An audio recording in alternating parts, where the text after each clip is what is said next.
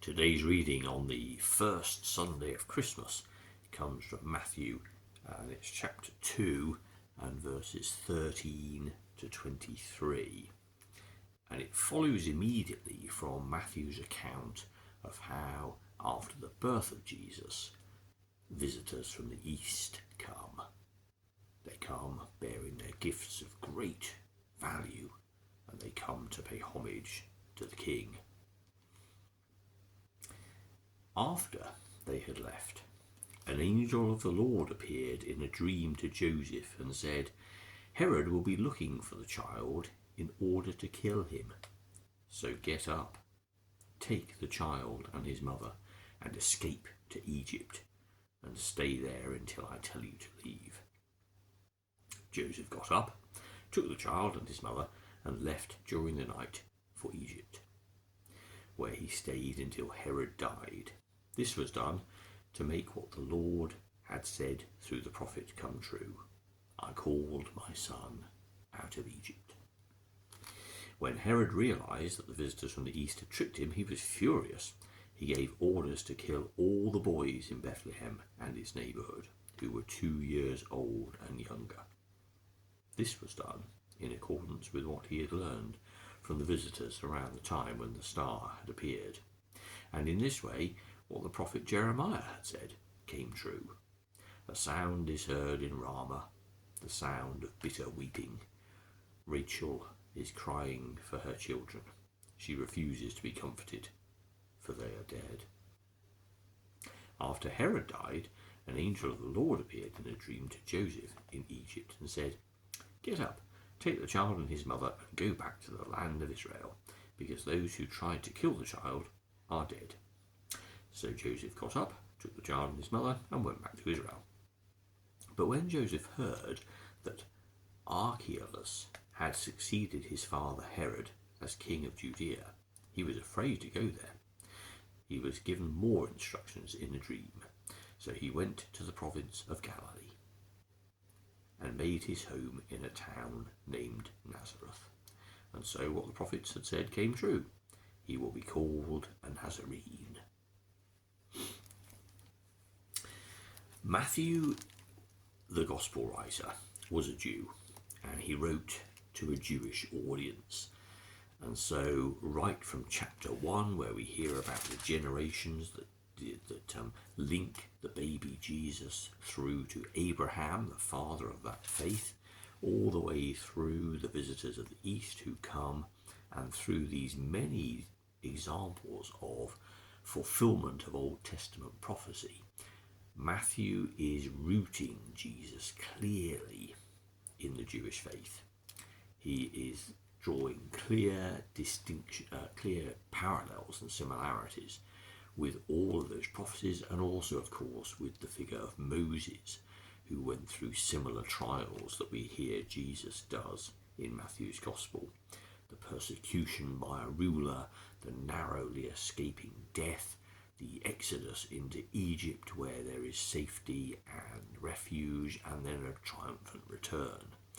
But of course, Jesus isn't just the new Moses called to bring God's people in that narrow sense out of the wilderness and into God's glorious kingdom. This new kingdom that this new Moses is all about, of course, is a kingdom that includes everybody. It is a kingdom of all people everywhere. More than a leader, more than a lawgiver. This is God in human form. And so in this backdrop and in all these examples, we see Matthew's intent of gathering this material together. But the real message for us here is one of the fragility of the baby and the kindness of strangers.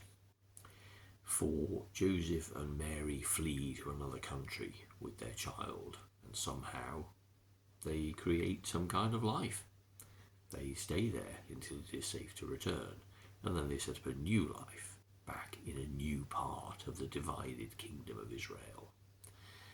In each of these encounters and settlements, it's difficult for many of us to imagine just what it means to be totally uprooted and to really need the kindness of strangers. But it is upon these acts of generosity and upon the kindness of strangers and the grace to accept what is offered that life is oiled and things are able to flourish. The child was saved, and the child was nourished and fed and maintained and fostered and grew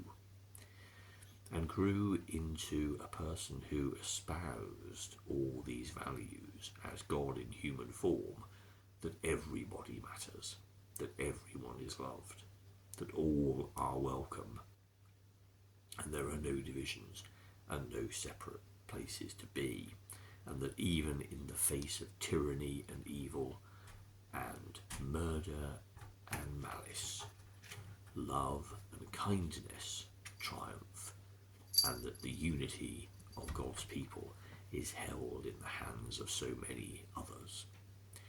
And so this is our lesson for today. One, to be people who show that love and kindness to other people. We ourselves, of course, are recipients of so many acts of grace from those people around us who interact with us. All those who do us kindnesses so often unnoticed.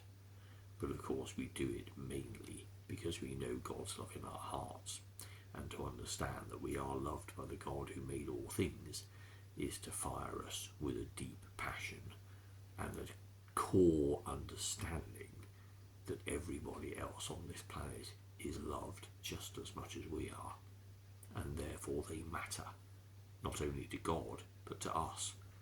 We are related, we are brothers and sisters to one another, regardless of our country, our nationality, our language, our customs and our culture. We all share the same planet, and we all share the same Creator God who made us from the dust of the stars. We are linked together, and our relationships with one another are characterized by the way we behave and by the things we say. There is no middle ground.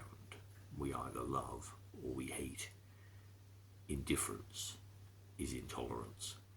There is always a need to be people who reach out to others with that same grace that we ourselves have received from God, and to show love and kindness to the stranger, to protect the innocent and the guiltless, to champion the cause of those who need to be protected, and to be there with practical help for those who need us.